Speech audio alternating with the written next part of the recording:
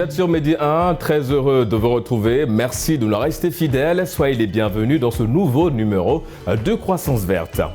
La biodiversité est importante pour la survie de toutes les espèces. Lorsque la perte de la biodiversité se produit, la santé de l'écosystème est affectée. Quant à la biodiversité végétale, c'est l'ensemble des espèces végétales vivant sur la planète au sein d'un même milieu naturel ou biotope. Ce milieu naturel, évidemment, pour protéger la biodiversité, il faut simplement et purement limiter la déforestation. Cette préservation des espaces naturels ainsi que des espèces végétales rares, voire en voie de disparition, c'est la mission que s'est assignée le département de biologie végétale de l'université Cheikh Anta Diop de Dakar. Il s'agit d'un jardin botanique, un espace vert implanté et entretenu au cœur de l'université Cheikh Anta Diop de Dakar. Et pour en parler, aujourd'hui nous recevons sur ce plateau Monsieur Détier Diop, expert en bioénergie. Monsieur Diop, merci d'avoir répondu à notre invitation. On vous remercie de nous avoir accordé cette possibilité, cette opportunité d'échanger avec vous sur l'environnement. Et en parlant d'échange, avant d'entrer en profondeur dans le vif évidemment du sujet, place au reportage du jour. Il est signé Girotok B et Bachir Boudia.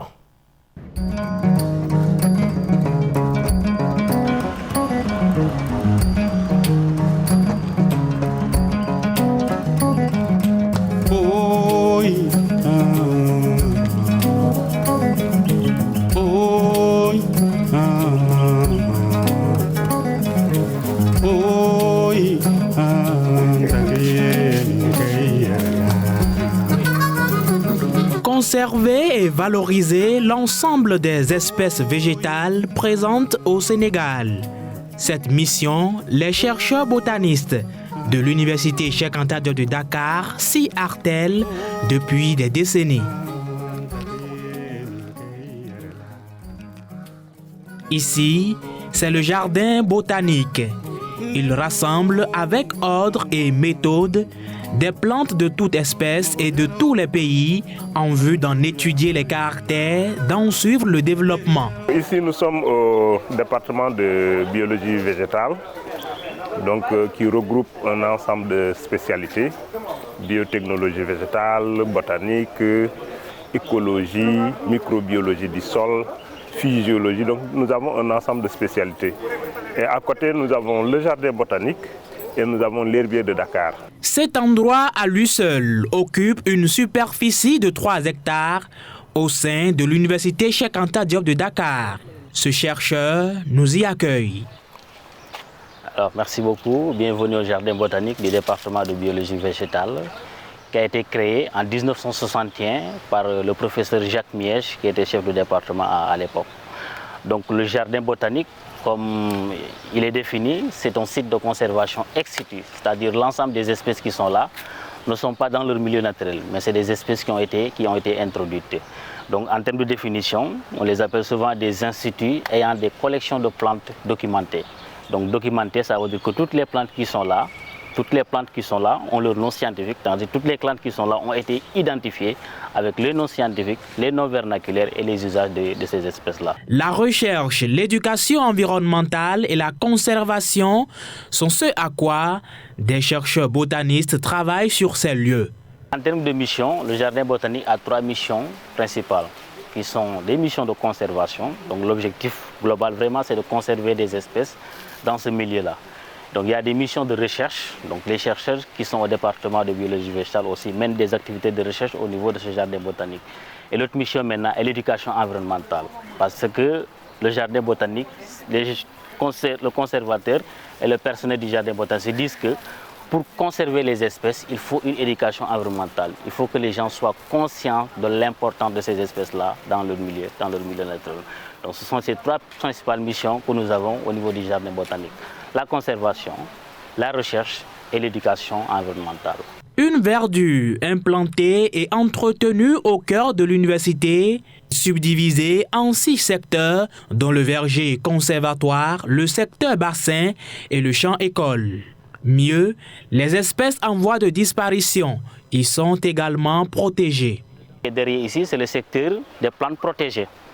Donc au niveau de la flore, que ce soit le code forestier du Sénégal que ce soit l'utilisation que l'on fait des espèces, que ce soit la liste rouge de l'ICN, il y a des espèces qui sont classées dans des particularités de conservation. Et donc ce secteur maintenant a été mis en place maintenant pour accueillir ces espèces-là qui sont menacées de disparition ou bien qui sont surexploitées. Ce jardin, c'est d'abord pour l'enseignement, c'est-à-dire c'est destiné à l'enseignement. Et sur ce jardin, nous avons un ensemble d'espèces, dont certaines qu'on ne retrouve pas même au Sénégal. Par exemple, il y a le karité, il y a un certain nombre d'espèces qui ont été introduites, mais c'est toujours destiné à l'enseignement au niveau donc de l'université. C'est à l'extrême droite du jardin de plantes que se situe le champ école. Il est institué d'ailleurs grâce à un partenariat entre le département de biologie végétale et l'ambassade d'Israël à Dakar. Sa superficie, 5000 m², dont 2500 pour les légumes et la seconde moitié pour l'agroforesterie. Nous avons comme système d'irrigation le goutte à goutte. Actuellement, les jeunes, en principe, l'animation du champ école est effectuée par les étudiants. Actuellement, ils sont en stage, comme vous l'avez constaté. Maintenant, nous attendons une nouvelle promotion pour démarrer la nouvelle campagne.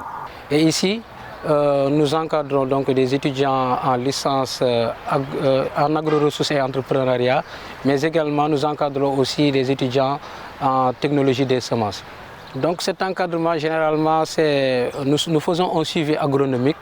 Donc, surtout par rapport dans le cadre du maraîchage, nous faisons un suivi agronomique de pas mal de spéculations, donc du semis à la récolte jusqu'à la commercialisation.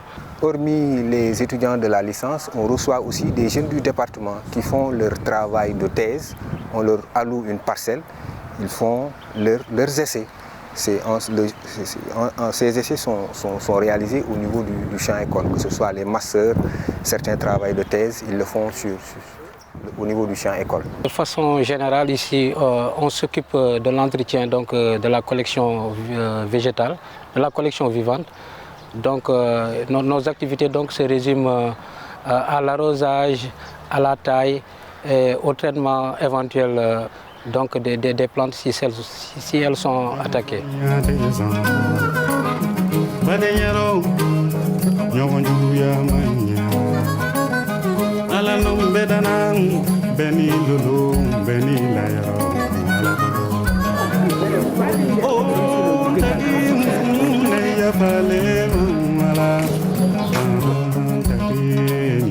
Un autre travail scientifique assez délicat est fait par ailleurs pour la préservation de la flore du Sénégal à l'herbier de Dakar. Pour en savoir davantage, nous avons rendez-vous avec ce botaniste floristique. Là, nous avons par exemple la famille, voilà, c'est la famille des acanthaceae.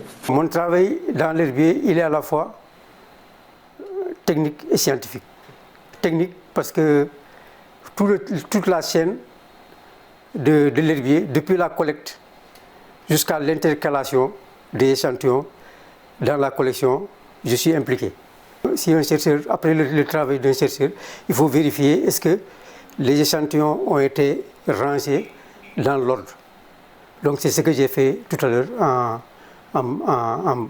replaçant le casier dans le numéro correspondant. C'est lui le conservateur et curateur de l'herbier de Dakar. Nous avons dans ces 4 murs des collections de plantes desséchées, conservées dans un but scientifique qui sert de support physique à différentes études sur les plantes. L'objectif de cet herbier, c'est un objectif de conservation, de constituer une collection de qualité et qui soit représentatif de la flore du Sénégal et qui respecte les normes de conservation internationales. Donc c'est un herbier qui a une vocation nationale. Pourquoi? Parce que il a abrité à la base, la collection de base de cet herbier, c'est la collection de Béraud. Donc quand l'herbier a été créé en 1960, le premier chef de département, qui était le professeur Jacques Miez, qui est de nationalité suisse, a fait une requête au Muséum d'histoire naturelle de Paris pour qu'une restitution des doubles soit affectée à cet herbier-là. Donc Béraud, qui a écrit La flore du Sénégal, donc on a restitué des doubles de sa collection qui a constitué la base de cet herbier. Donc voilà pourquoi cet herbier a une vocation nationale. Abdoul Aziz s'y connaît. Pour preuve, il est en service depuis le début de l'année 2000. Selon lui, dans les pays tropicaux, la gestion des attaques d'insectes dans les herbiers est très délicate. Au sein de l'herbier de Dakar, des dispositions sont prises pour le traitement des échantillons en cas d'invasion. Là, vous avez le congélateur pour le traitement des échantillons. Présentement, vous avez des échantillons qui sont en traitement. Donc ça, ces échantillons-là, en fait, si aussi vous vous rendez compte que dans vos collections, dans votre collection, il y a eu des attaques, on met en quarantaine tout le casier. Tout le casier est mis en quarantaine, mis en sachet et introduit dans le congélateur. Dès que vous constatez qu'il y a c'est l'observation, vous constatez qu'il y a des attaques, vous mettez en quarantaine tout le casier, vous le mettez dans un sachet, vous attachez, vous l'introduisez dans le congélateur pendant au minimum 48 heures. Voilà. Donc c'est comme ça qu'on fait systématiquement. Que ce soit des échantillons qui nous viennent d'ailleurs, ou bien des échantillons même de la collection qui sont attaqués, le traitement se fait avec le congélateur. Ce chercheur, quant à lui, travaille spécifiquement sur les plantes invasives. Sa spécialité, la malherbologie. Il nous arrive d'aller sur le terrain et de récolter des espèces dont on ne connaît pas directement les noms scientifiques. Alors une fois que ces espèces sont récoltées, nous utilisons le document que le doyen a expliqué tout à l'heure, La flore du Sénégal. C'est ce bouquin-là qui nous permet de faire ce qu'on appelle l'identification de l'espèce. Maintenant, après avoir identifié l'espèce, c'est-à-dire arriver au nom scientifique de l'espèce, ce n'est pas évident de... Bon, je veux dire, le travail ne s'arrête pas là. Donc il faut venir dans cet herbier et faire la confrontation pour s'en rendre compte effectivement, vous êtes arrivé au nom scientifique de l'espèce. C'est juste une comparaison du nom auquel vous avez abouti, et de venir donc dans cet herbier-là faire la comparaison pour voir effectivement l'espèce que vous avez trouvée effectivement porte le nom scientifique à travers donc des comparaisons que vous avez faites dans cet herbier-là. La science, c'est la méthode. Au sein de ce conservatoire, un ordre est établi pour faciliter les travaux de recherche. Là, vous avez par exemple le premier casier. C'est le groupe des plantes inférieures. Donc là, vous avez les fougères, les ptéridophytes. Donc le premier groupe, c'est la famille des Adiantacées. C'est dans l'ordre alphabétique aussi des fougères. On a classé ces fougères par famille. Donc c'est la famille des Adiantacées. Ensuite, vous avez dans ces listes-là aussi, vous avez des champignons. On a aussi une collection de champignons. Voilà, ces champignons, souvent, on les garde dans des bocaux. C'est dans des bocaux. Parce que la collection, ce n'est pas seulement le support papier. Il y a aussi des collections qui sont dans des bocaux plastiques. Voilà, c'est le cas des champignons, c'est le cas des bryophytes, c'est le cas des lichens. Dans cet herbier, nous avons aussi une collection d'algues. Nous avons une collection d'algues qui est assez importante. Constitués au fil du temps, les nombreux herbiers, publics et privés, existants dans le monde, constituent un matériel indispensable à la typification et aux études botaniques. C'est ça. Voilà. Il est ainsi possible d'évaluer l'évolution de la biodiversité d'un pays, comme c'est d'ailleurs le cas au Sénégal.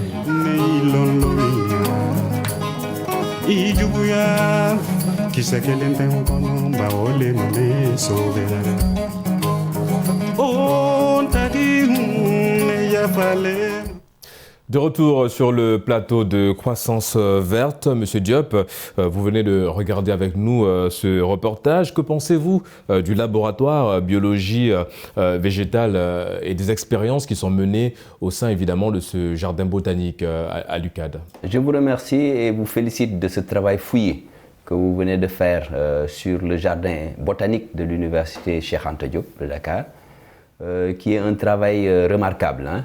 Parce que comme disait le penseur, dans le miroir de la vie, si on se reconnaît droit comme l'index qui montre le droit chemin, l'essentiel c'est d'éviter les défauts des rivières qui, faute de guide, se perdent généralement dans les mauvais terrains. Et il y a tellement de mauvais terrains induits par la globalisation et qui résultent en fait des changements climatiques, du réchauffement global de la Terre, qu'il y a un impératif d'avoir ces havres, ces oasis-là, de conservation et de préservation de ce qui nous reste, de ce qui reste à l'humanité, d'environnement, pour veiller sur justement le legs aux générations futures. Donc là, c'est l'oasis, c'est le décor d'un oasis que vous venez de nous camper et qui peut servir de référence pour des études, mais aussi pour les promeneurs, pour les phytothérapeutes et pour divers publics qui peuvent être intéressés par les variétés végétales. Parce que comme disait l'autre penseur, en réalité, pour être dans le cours de l'histoire, il ne suffit pas d'en inventer. Il suffit juste d'être à l'écoute des palpitations de nos populations pour mieux nous assouvir de leur joie, de leur peine, de leurs émotions, et partant avoir de la matière pour bâtir justement ces nouvelles de notre temps, qui vont nous permettre justement de composer, par exemple, avec une science comme l'ethnobotanique, qui vient en complément, par exemple, à la botanique. Parce que ce qui se fait actuellement comme ça à Fann, se fait aussi à Hann, qui est une autre contrée pratiquement du Sénégal, où on a un jardin ethnobotanique. Donc l'ethnobotanique est une science en fait qui s'intéresse à l'histoire de l'utilisation des plantes par les hommes dans les sociétés. Donc c'est un concept, un mot, qui vient donc d'un ethnobotaniste américain du nom de Hashbarger, qui en 1895 a élaboré le mot dans un journal, la Daily Telegraph, et c'est depuis lors que ethnobotanie a donné ethnobotanique, qui est la jonction entre l'ethnologie et la botanique. C'est-à-dire que donc, dans le jardin botanique, par exemple, il s'intéresse juste en fait à la botanique, c'est-à-dire à étudier les plantes. Et en parlant d'études des plantes, vous avez également souligné, hein, Monsieur Diop, on va dire un peu le caractère important. Mais oui, pourquoi aujourd'hui il est si important de promouvoir la recherche et l'éducation environnementale autour des espèces végétales? C'est fondamental parce que c'est un impératif de conservation. Dans un monde frappé de plein fouet par le Covid, nous avons un impératif quelque peu de retourner vers nous-mêmes. Et retourner vers nous-mêmes, c'est tirer la quintessence de ce que vous avez mis dans le documentaire. Voir une fois vaut mieux qu'entendre 1000 fois. Et une image vaut 1000 mots. Et je pense que ce documentaire-là a décliné justement les 100 mots qui sont campés dans le jardin botanique, par exemple, de référence de Hann, en 13 secteurs de plantes. Le secteur des plantes condimentaires, le secteur des plantes légumières le secteur des plantes décoratives pour l'habitat, le secteur des plantes de cueillette, le secteur des plantes fruitières forestières, le secteur des plantes aquatiques, mais aussi le secteur des plantes de rocaille qu'on trouve dans le désert. En plus que maintenant, le secteur des plantes fourragères. Donc l'essentiel. Quelle est l'utilité, M. Diop, aujourd'hui, quelle est l'utilité on va dire, de l'homme et sur l'environnement à conserver justement cette biodiversité végétale? L'utilité de l'homme, la première utilité, c'est le soin. Il y a le secteur des plantes médicinales. Et actuellement, sur 100 plantes qui sont utilisées en pharmacie, les 76 viennent pratiquement des feuilles, des racines et des écorces. C'est-à-dire qui donnent lieu à la phytothérapie, à la sylvothérapie, aux soins par les plantes, sur lesquels d'ailleurs l'Afrique pourrait se tourner éventuellement. Donc la première utilité, c'est le soin par les feuilles et les plantes. Vous avez parlé tantôt de l'éducation environnementale, qui est une discipline nouvelle, une discipline de transition qui intègre bon nombre d'autres disciplines comme la chimie, les mathématiques, la physique, etc., les sciences naturelles, et qui se fixe 4 objectifs. Le premier objectif, c'est l'acquisition de connaissances, tous azimuts, pour les apprenants, les élèves, les étudiants. Le deuxième objectif, c'est l'affinement des compétences des professeurs d'université, de nous-mêmes qui ne savons rien, des élèves, n'est-ce pas, et de tous ceux qui s'intéressent à l'environnement. Mais le troisième objectif, bien entendu, c'est susciter des volontés. en plus de permettre l'appropriation par les populations justement de leur environnement. Étant entendu que l'environnement pour l'enfant, c'est tout ce qui nous entoure. L'environnement, c'est vous, c'est moi, c'est nous tous. Mais l'environnement, par définition, c'est pratiquement l'ensemble des activités qui concourent à satisfaire et à favoriser le développement de l'homme sur Terre. Et en parlant de ça, favoriser l'environnement, M. Diop, il y a également, on va dire, une menace à laquelle est victime cet environnement, c'est le réchauffement climatique aujourd'hui. Comment ces changements climatiques aujourd'hui vont un petit peu, on va dire, affecter cette biodiversité végétale? Oui, il y a Albert Einstein qui disait que si les abeilles disparaissaient de la planète, celles-ci n'en auraient que pour 3 heures. Et le calcul est tout simple. Les abeilles contribuent à la pollinisation des espèces. Actuellement, il y a 150 espèces dont l'existence dépend des abeilles, de l'existence des abeilles. Et vous voyez que donc, si le paludisme tue 2 millions de personnes par an, et que nous tirons la plupart des principes actifs des plantes qui servant à fabriquer des médicaments pour combattre le paludisme.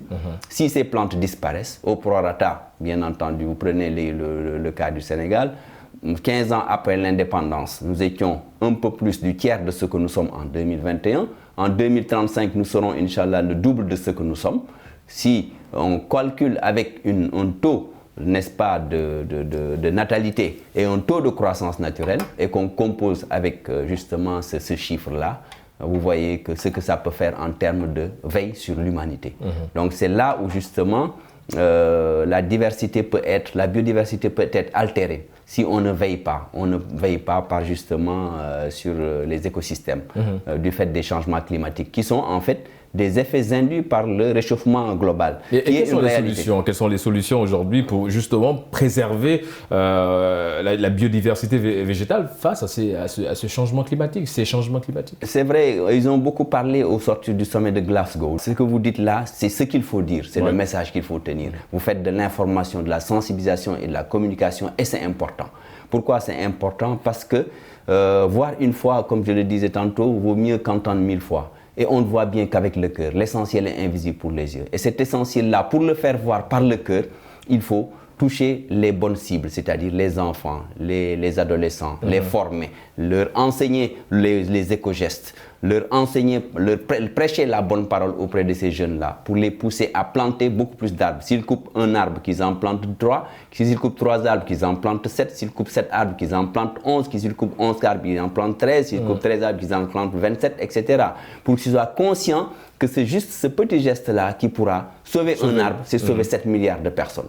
C'est-à-dire, mais qu'ils en prennent conscience et qu'ils soient conscients, en dehors, bien entendu, des vérités qui leur sont dites dans le livre, que les fleurs sont vraiment les livres du jardin de la connaissance et qu'il leur faut peut-être prendre conscience de ce qui se dit et agir en conséquence. Alors, selon l'Union internationale pour la conservation de la nature, plus de 40% des plantes sont aujourd'hui menacées d'extinction à plus ou moins longue échéance, parmi lesquelles 8% sont en danger critique. Quelle solution face à une telle situation, M. Diop? La solution, c'est la conservation, la préservation, l'introduction, la démultiplication et la réintroduction. Et si c'est nécessaire, la biotechnologie. Et c'est là où se pose le problème de la biotechnologie. Parce que la biotechnologie est une science, peut-être je ne dirais pas nouvelle, mais qui vise juste à se donner les moyens, grâce au génie génétique, à la biologie moléculaire, qui sont des techniques justement de biologie moléculaire, qui permettent quelque peu de conférer aux gènes, aux espèces des propriétés insoupçonnées. C'est-à-dire concevoir de nouvelles variétés de riz. Vous voyez que peut-être que là, il y a des avantages, mais on peut ne pas voir seulement les inconvénients, parce que les effets induits. Donc, si on parvient à produire plus et mieux, grâce justement à la biotechnologie, ça peut être une bonne aubaine. Mais si on peut composer aussi avec l'agriculture biologique, en permettant aux jeunes gens, au micro-périmètre, justement de se développer, en tenant compte de bonnes pratiques, ancestrales, ça peut être justement une solution. Parce que quand même, l'Afrique, c'est 69 millions d'hectares de forêt. L'Afrique, pratiquement, c'est en chiffres, c'est de la Tunisie au Cap 8000 km. Du Cap Vert à Djibouti, 7500 km. Et rien que le Sahel fait pratiquement 4000 km de long et 2000 km de large. 69 millions d'hectares de forêt, c'est quand même quelque chose. Et le pont est tout trouvé, Monsieur Diop, vous avez parlé de forêt. À l'instant, vous avez parlé du reboisement, qui est aujourd'hui, on va dire, l'une des solutions par excellence. Mais qu'en est-il de la déforestation quand on parle aujourd'hui de la protection de l'écosystème? La déforestation est une réalité. Pourquoi? Parce que c'est justement les gens qui ont besoin justement de bois de chauffe. Et quand ça coûte beaucoup plus de chauffer la marmite que de la remplir, il y a un équilibre à chercher entre ce qu'il faut pour chauffer la marmite et ce qu'il faut pour remplir la marmite. Et à l'aube de l'humanité, nous en étions en fait à ce qu'on appelle la première transition énergétique. Les premiers hommes vivaient de chasse, de pêche et de cueillette. À l'âge de la pierre polie et de la pierre taillée, il y a moins 400 000 ans, on avait frotté en fait 2 silex pour produire un feu. De là, le feu a pris de l'importance au même titre que l'eau. Et sur le fil de cette première transition énergétique, il n'y avait pas de pollution atmosphérique. On utilisait les énergies nouvelles, les énergies renouvelables sans le savoir, le vent, le feu, etc. On séchait les habits au soleil. Après, il y a eu la deuxième transition énergétique en 1850, quand il y a l'avènement du pétrole. Avec la découverte de gisements de pétrole un peu partout aux 4 coins de la planète, les gens ont senti la nécessité de se ruer vers le pétrole.